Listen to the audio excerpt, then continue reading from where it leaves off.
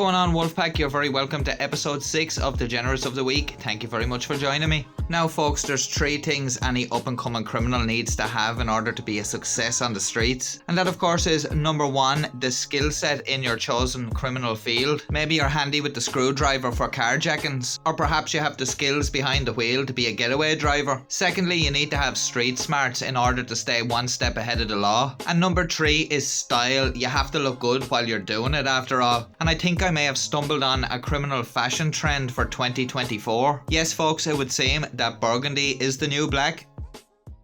On the 12th of March 2024, Atlanta police officers were on patrol near Metropolitan Parkway when they were notified that a black Dodge Charger had been stolen. According to police, the owner had left it running and the thief, who was identified later as 17-year-old Jarius Simpson, drove off. Unfortunately for Mr. Simpson, the Charger's owner was able to live track it and provide its location to Atlanta Police Department's Air Unit and Auto Crimes Unit.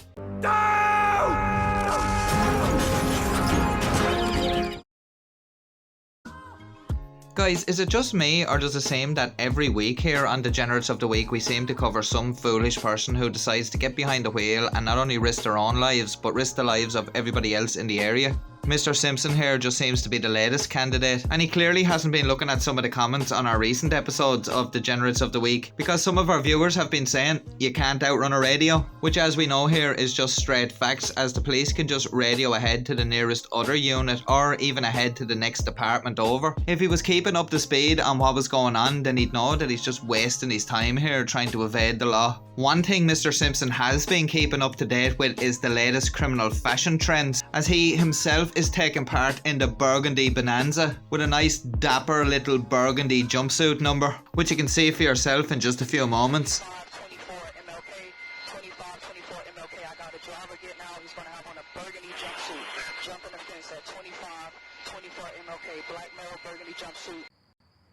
This is Agent Johnson from the FBI. Be on the lookout for a 1936 maroon Stutz Bearcat. That really was more of a burgundy. Black ski mask, black shoes, a white shirt underneath, running southbound in the apartment complex. Everyone will get a brush bomb now. Black male, maroon. Jumpsuit with a black ski mask. Jump in the sand. Alright, who's gonna switch over? The car's gonna be moving, y'all. Coming out on MLK. Pulling into 101 Hamilton Homes. So you got 101 Hamilton Homes. The copy over as well. Right there, he's right there. Get out. Right now. Get out. Get out. On the ground. I'm good. On the ground, bro. What are you doing? Get wet.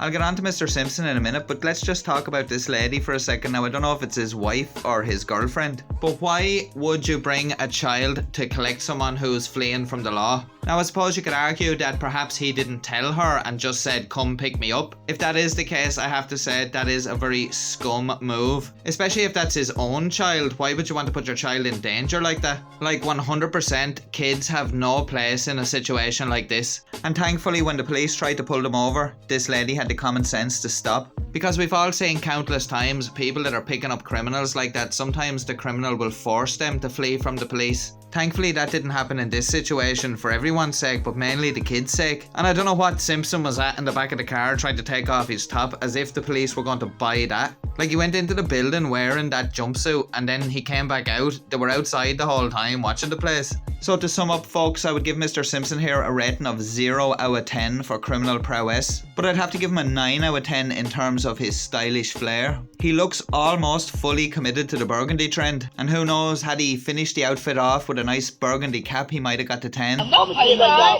Don't say that. I got out of jail and got a warrant the next day. As you would expect, Mr. Simpson was arrested and he was later charged with theft by receiving and fleeing or attempting to elude police. He was then transported to the Fulton County Jail. Mr. Simpson is a young man here and probably somewhat still quite immature. And if that was his kid there, then I think he needs to start making some better choices. As for this escapade here, well, he was doomed from the start, wasn't he? The owner had the foresight to have a tracker in his vehicle, but not the foresight to make sure he didn't leave it running while it was unattended. I wonder if the vehicle had been a write-off or or it never had got recovered, what the insurance company would have made of that. I'm pretty sure most insurers out there would say that you're not covered. So lessons to learn here for everybody, and a great job by all the officers involved there in bringing that incident to a safe conclusion. For the next clip, we're going to be staying in Atlanta and we have another Burgundy bandit to take a look at. There's a pattern starting to emerge here. I'm wondering if this Burgundy trend is just an Atlanta thing. At about 3:37 PM on Wednesday the 17th of January, Atlanta police officers learned that a stolen Infiniti Q50 was near the 300 block of Boulevard Northeast. A police helicopter located the car in the parking lot of a Chevron gas station in the area. Police said it was driven by the suspect, who was later identified as 22-year-old Tyree Chapman. We're gonna join the action when Atlanta police officers and Georgia State Patrol troopers tried to stop Chapman as he leaves the gas station, but he speeds away after he sees the police. So here we are at the Chevron gas station with the chopper circling overhead and Mr. Chapman blissfully unaware. This is him coming into frame now, of course sporting the on-trend burgundy trousers. He doesn't have a burgundy top on like the previous gentleman, so his burgundy saturation is fairly low. So I think this man should only get a 4 or a 5 because he's only halfway there. But I have sympathy for him because the top was probably out of stock, such is the demand for burgundy coloured apparel in Atlanta. I spoke to an Atlanta local and asked her what she thought of stores who don't stock burgundy apparel. I think they're absolutely disgusting. I have to agree, police are just about to roll up on Mr. Chapman here, and it'll come as no shock to anyone that the suspect decides to take off. If there had been a unit coming from this direction, perhaps they may have been able to block that exit.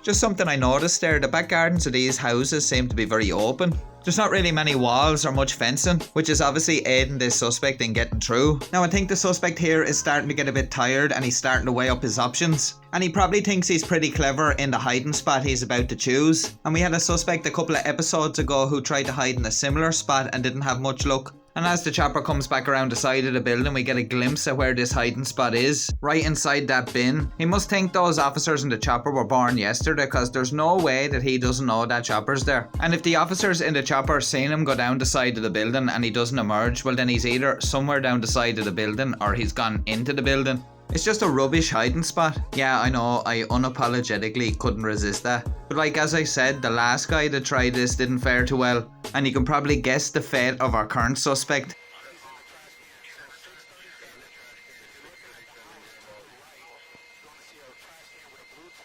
Yeah, he's been rumbled alright.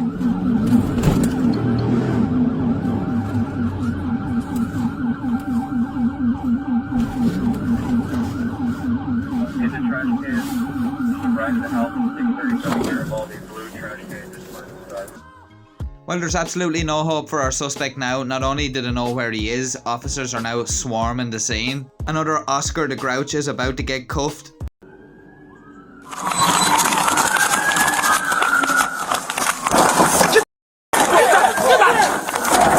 Get your ass down, bro!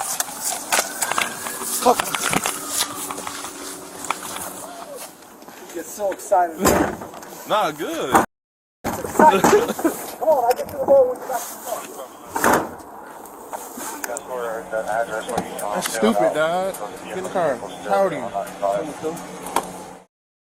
Can we all just take a second to appreciate the absolute shock value in that kick that the officer leathered that bin as he came up on it? I'm sure the suspect was thinking if he was going to be caught that an officer would just open the lid. I guarantee he was not expecting what happened. And we also seen there that the officers recovered a handgun that the suspect had discarded in another bin. So the police were very right to be cautious of this fella. And even more so when he admitted to officers that he had escaped from the Bessemer City Jail in Alabama. So a great result for the Atlanta Police Department here. He was brought to the Fulton County Jail in Atlanta and was to be extradited back to the Bessemer City Jail. Mr. Chapman was charged charged with driving with a suspended or revoked licence, reckless driving, fleeing or attempting to elude a police officer, possession of a firearm during the commission of a felony, and theft by receiving stolen property.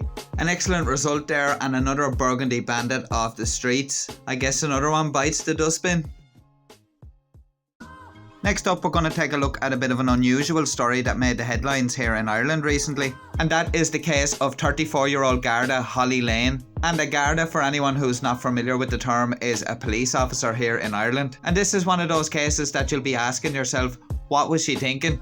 Garda Holly Lane was a Garda in Dublin City, and she was drunk on duty when she sent her partner a picture of drugs and a text message saying, "Baby, I got you this." She was recently given 6 months in jail for stealing a cannabis exhibit from her station worth €70. Garda Lane denied theft of the cannabis, which was evidence that was seized by another officer, unlawful possession of the cannabis and having it for sale or supply at Store Street Garda Station in Dublin on the 12th of December 2021. Despite her guilty plea, Judge John Hughes found her guilty following a non-jury trial at Dublin District Court. He imposed a 9-month sentence but suspended the final 3 months on condition that she remained on supervised probation for 2 years and attended counselling for alcohol and drug addiction. Garda Lane had been suspended since the date of the incident, and her barrister said that her Garda career is over.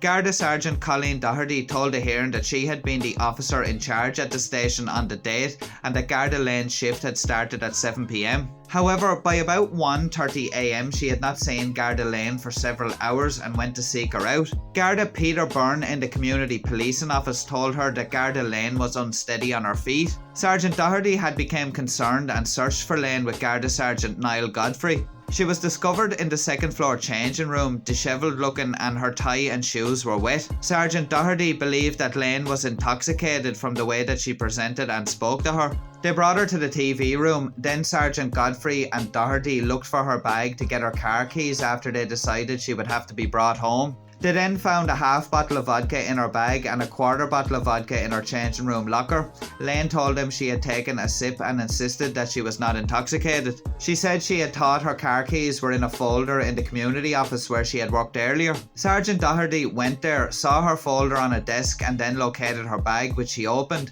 There was a white plastic bag inside and a strong smell of cannabis. The sergeant was later shown a screenshot posted by Lane to a work WhatsApp group. It featured an image and text saying, "Look what I got for you." Sergeant Doherty was concerned that the image was of the bag of cannabis and that it may have been a drug supply offence. Sergeant Godfrey confirmed she was drunk and said Lane was banging into walls. Garda Philip Walsh had seized the cannabis earlier that month and was unable to place it into the usual drug safe because a printer was not working to label the package. He put it in his own locker with a file on top in the community policing office, but on the day of the offence he noticed some rummaging in his locker. The court heard that the contents of another locker were emptied onto the floor. Lane did not testify in the trial but gave a prepared statement to Garda HQ investigators that she had been in the office to work on files for 2 drug prosecutions. She had white baggies, digital weighing scales and grinders to prepare exhibits.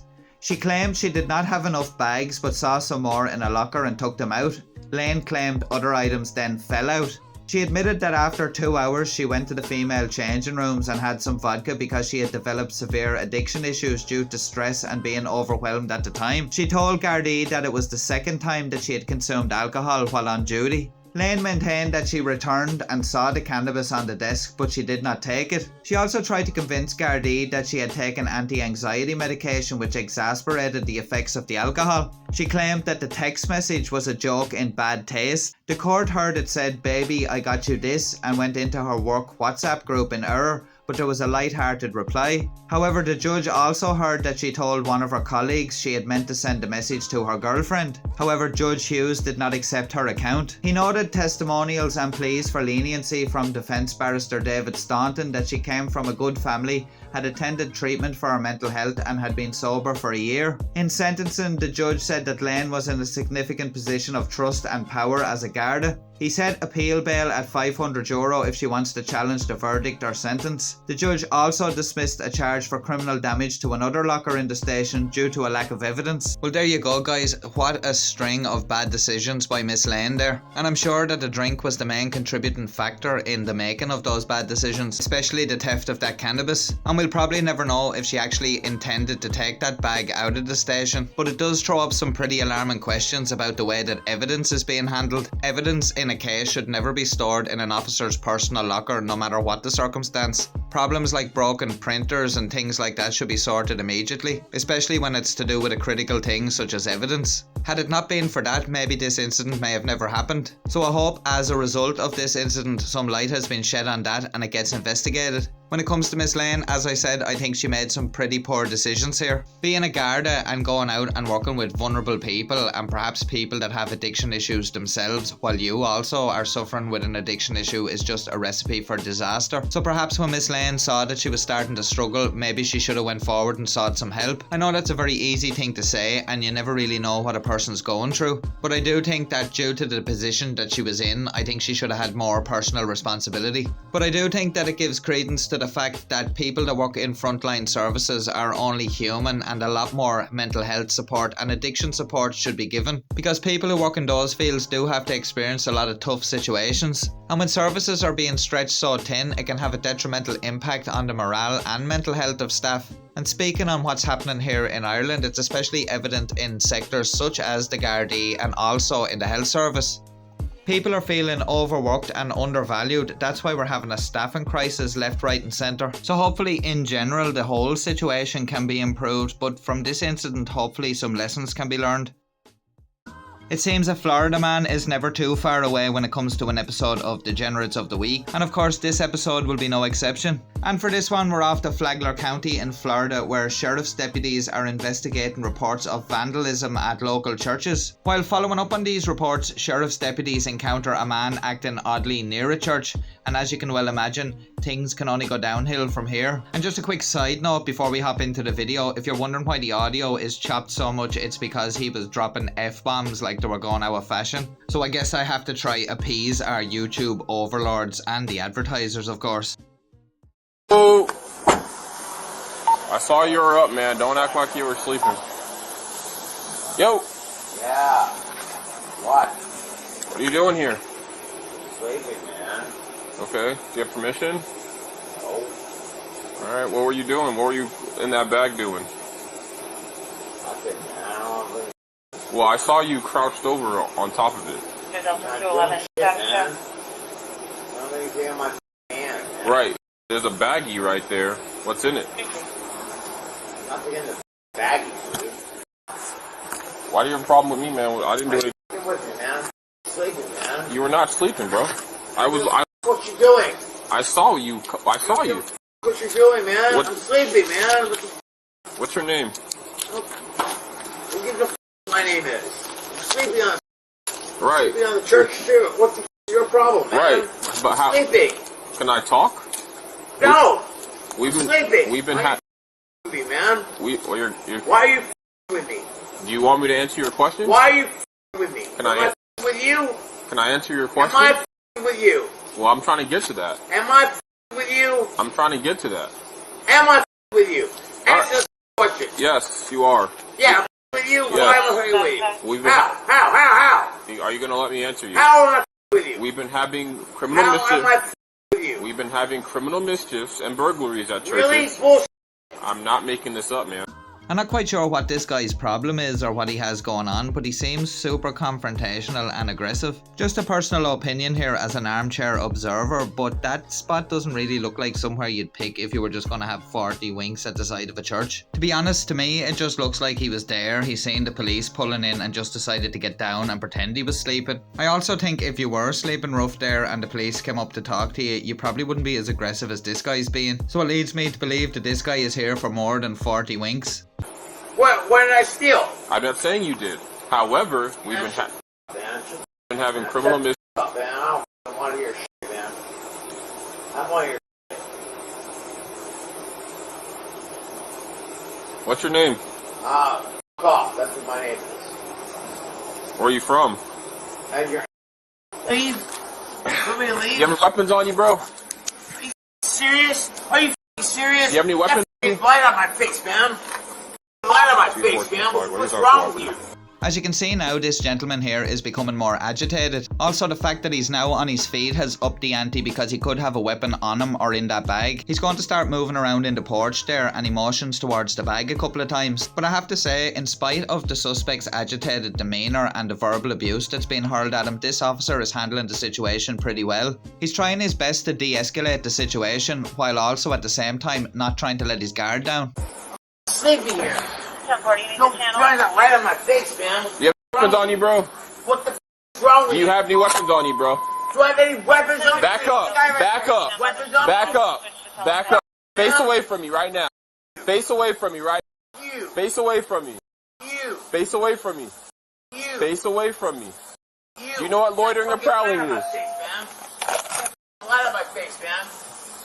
Do you have any weapons on you? Light on my face. Do you have any weapons on you? Me? Face What? away from me. Face away from me. You.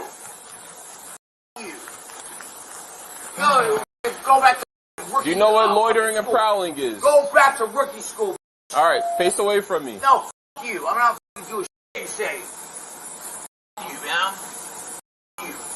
Get that f light out my face. No, You work for me. I'm not getting it out of You your work face. for me. Until Hey, you work for me. until you're You cooperative. work for me.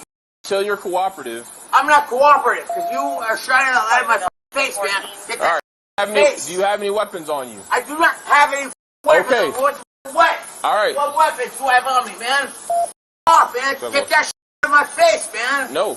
Until I figure out what's You. Face away from me. You. Face away from me. You. I'm giving you multiple orders to do what I'm saying. I don't give a what you say. Okay. It's clearly evident you don't give a rat's what anyone's saying, sir, but I think you should. He's complaining about the torch being shone in his eyes, but the officers told him multiple times to turn away. If he just talked to the officer instead of trying to argue with him and hurl abuse at him, then the situation might be going down the way it is. Okay. Alright, that's good. I'm gonna take you that. Put your head on your back, man. For what? No, no. Loitering, prowling, For what? For what? For what? Whoa, whoa, whoa, whoa, whoa, whoa, whoa, whoa, whoa. Oh, whoa, whoa, whoa, whoa. Whoa, whoa, whoa. Wow, man. Wow. What's your name? You. Alright, are you gonna refuse to identify too, or what? No, and the state of Florida, I don't have to identify. If Well, I commit a you crime, do. did I commit a crime? Yes. What Yes, what you crime did I commit? Loitering and prowling, resisting with violence, and Whoa, assault. No. This Are is you a not false gonna arrest. This is a false arrest. Stand up, dude. This is a false arrest. I receive where? In the vehicle. For what? What did I do? Don't resist, please. Thank you. Damn, motherfucker. Watch your feet. Watch your head. This What the are you doing, you pig? Also going to be charged with refusal to identify while detained, or... I don't have to identify it as the state of Florida. No, I don't. Unlawful arrest. Okay. Do you want Unlawful arrest. Do you want to hear your charges? Yes. Okay. Are you going to listen? Okay. Yeah. All right. Failure to identify? You don't have to identify in the state of Florida. You do when you're No, detained. you don't. When you're detained, you do. You don't. Resisting? No, you don't. Assault on a police officer? What? Loitering and prowling. Wait, what? You're resisting. That's 5 charges. 5. 5 for what? One of which being a felony. For sleeping in a church. Okay, alright. I tried to explain it to you, dude. Pig. You failed go back to academy. You failed to dispel my alarm. Go to academy. And don't kick my window out. You. You're got a criminal mischief charge. Yeah, fuck off. Going down, Harrison. Are you threatening me now too? Like, what are we doing? Are you going down, bro? I have no doubt in my mind that that gentleman is a world championship mouthpiece. He was all talk until the cuffs came out, and then he was like, what? And then as soon as he was in the back of the squad car with the door closed, he was mouthing out of him again. Sick of these a la carte tough guys. If you're gonna be a tough guy, be a tough guy. Absolutely zero commitment. And you've got to hand it to that officer, he was professional from start to finish. He kept the situation calm even though the suspect was escalating. And when they did eventually have to go hands on with him, it was done quickly and nobody got hurt. It just goes to show you the importance of being calm under pressure, and also the training that the officers get in de-escalation tactics. So that officer there is definitely worthy of recognition for how he handled that situation. So another great result there for the Flagler County Sheriff's Department, and a win for public safety that night anyway, because that guy going around as moody as he was not good for anyone, and that's including himself. And all he achieved in the end was some charges for loitering and prowling, but also resisting an officer with violence. At least now he'll get his 40 winks. It'll just be on a mattress down at the county jail. Well guys, that just about wraps things up for Degenerates of the Week, episode number 6, and as always I do thank you very much for joining me. If you did enjoy the video, please do us a favour and hit that like button down below, as it does really help the channel out. Links to all the important stuff including our social media are down below in the description. If you like what we do here and you'd like to help support the channel, please check out some of the links down below in the description, or hit the little heart button down below this video to send us a super thanks. Another great way to support the channel is to become a channel member. You can find out more information about that by hitting the little join button down below this video, or checking out the link down below in the description. And on the subject of channel members, I want to give a massive shout out as always to the crew of legends that are my channel members. Thanks very much guys for your continued support and encouragement, as it is very much thoroughly appreciated. I'd also like to give a massive shout out to everyone that's watching this with me on the premiere. Thank you very much for joining me guys. I'll be back again soon with episode number 7 of Degenerates of the Week, and I do hope you'll join me for that one. And if you're looking for something else to watch and you haven't checked out some of our other videos, why not check out some of the videos that should be appearing on screen now. Until next time guys, stay safe, take care, peace.